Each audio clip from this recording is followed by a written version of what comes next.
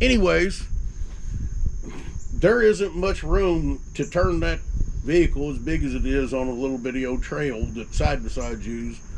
And I wedged that truck about 3 times between some trees so I could get a straight pull after Rooster leading me up the hill to the road, straight up, how many feet? 400, 500 feet? How many feet of rope did you have? Barely enough, and I think I had 6 sections, so about 600 feet straight down the mountain. He has a walking stick. And I don't know if it's made out of titanium, but he beat a path about 4 foot wide, 600 plus feet straight up the mountain to the road so we could winch. That was an ordeal. And while I was getting the truck in position and throwing ropes so people could get them down the mountain, Rooster, you gutted it, didn't you? Yeah. Rooster gutted it. Me and Tom did, the hunter. And we drugged that thing straight up the mountain and then manhandled it in my truck. I never want to do that again. The winching wasn't bad. The loading it in your truck was horrible. Let me tell you what. I have there ain't no marks on the roof now. You can't see them anymore. But after Wormy killed that one and waited till 11 o'clock to shoots me a text at 5 o'clock. We got a bull down. Do I need to come get it? No, I've got all these people that are coming to help. At 11 o'clock at night, I get a text. Well, maybe you ought to come on. I'm like, come on where?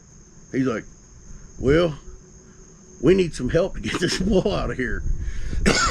So I drive over there and I'm already pissed because he didn't tell me at 7 that nobody was coming. I get over and get backed around to where the tailgate's by the bull, and they're like, how are we going to get it in there? And I said, well, I'm going to show you right now. And I pulled about 30 foot of winch cable, chucked it over the roof.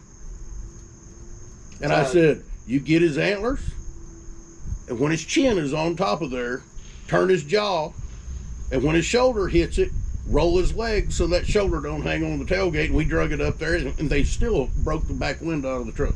That's how I started doing pigs in my side-by-side. I put a roller in the front grill, right across where I Well, you know what?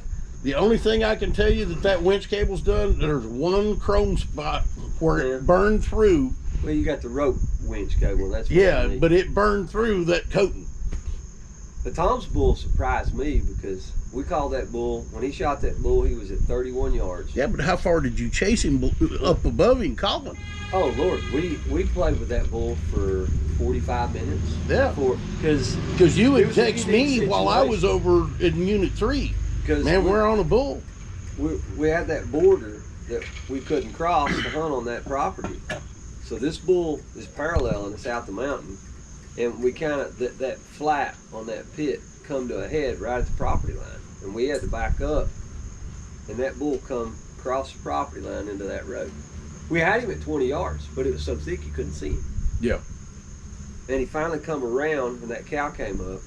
And when he stepped out broadside at 31 yards, in my mind, I could hear the gun go off. You know, I could just hear, but then I come to the realization, he ain't shooting. I look up and Tom's got his glasses down on the end of his nose and he's adjusting his scope. Cool as a cucumber. It was the most savage thing you ever saw. And he's like, okay.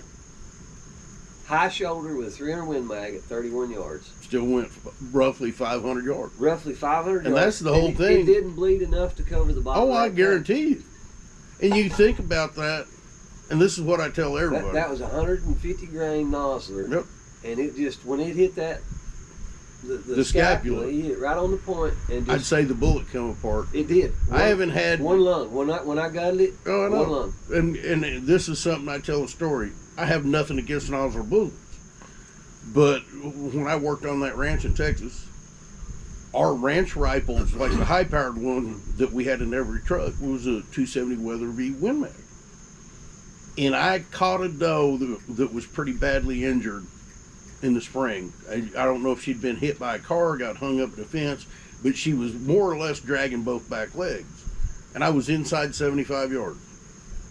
And when I cracked off the round, she rolled. Mm-hmm. And then she stood back up and went back to eating.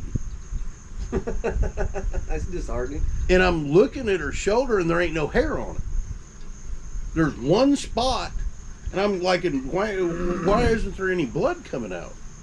Well, I later found out that those Nosler ballistic tips inside of 75 yards are traveling so fast that when that cone Come pushes apart. back, they come apart and then they don't penetrate. Now, I've shot plenty of deer with that same rifle with Nosler, and I've shot a lot of Nosler bullets since then. But I ain't never shot nothing under 100 yards since then.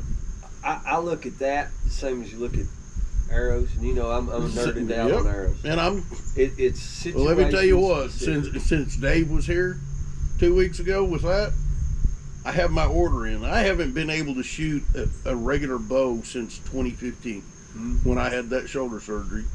And just the simple fact that, and the reason is I have a bicep tendon relocation and it's pegged on my humerus right here. And if I try to pull back a bow that has a tight cam, I guess is what the whole deal is, or the way that it's modulated, when it breaks over, that tendon must not be straight down. It's got to be up higher or something. But it snaps. Yeah, It's snapping over the plug. Have a valley. And when I pull that bow back, and I haven't shot a bow in since 2015 when they did that surgery, so dang near 10 years.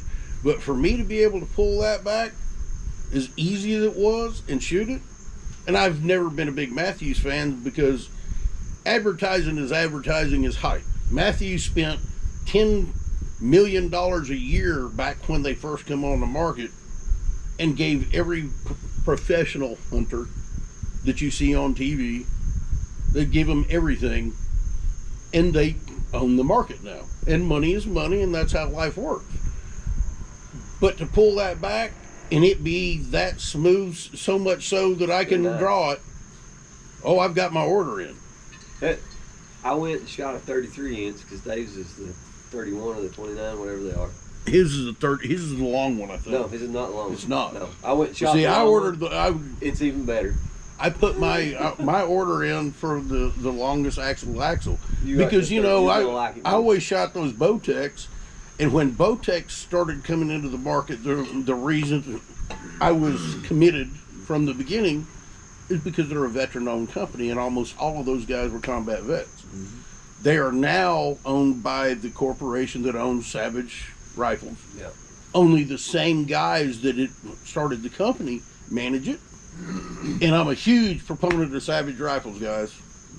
I don't care what anybody says. You take a Savage 110 or 116, there ain't nothing on the planet you can't put it down with in the right caliber. But you asked about the elk hunting. Prior to that first trip, and still every year, I worked for a telephone company.